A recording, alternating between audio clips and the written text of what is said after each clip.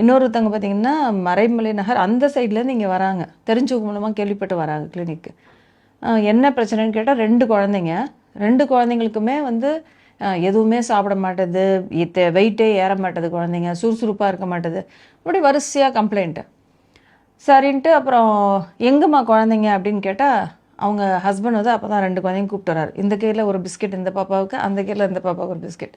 ஆனால் உங்களுக்குலாம் ட்ரீட்மெண்ட்டே தேவையில்லை, இந்த பழக்கத்தை விட்டிங்கன்னா ஆட்டோமேட்டிக்காக உங்கள் பாப்பா 2 ஒழுங்காயிரும். அதில் பிரச்சனை என்னன்னு பார்த்தீங்கன்னா, இப்போல்லாம் வந்து முன்னாடி காலத்தே பிஸ்கெட் இருந்துச்சு, ரொம்ப வருஷமாகவே பிஸ்கெட்லாம் இருக்குது. ஆனால் அப்போல்லாம் வந்து அம்மா பிஸ்கெட் பாக்கெட்டை பிரித்தாங்கன்னா வீட்டில் எத்தனை பேர் இருக்காங்களோ ஆளுக்கு 2 பிஸ்கெட் கொடுப்பாங்க, மிச்சம் இருக்கிறத டப்பாவில் போட்டு வைப்பாங்க, காற்று போகாத டப்பாவில் போட்டு இன்னும் பழுத்து போயிடும்ன்ட்டு.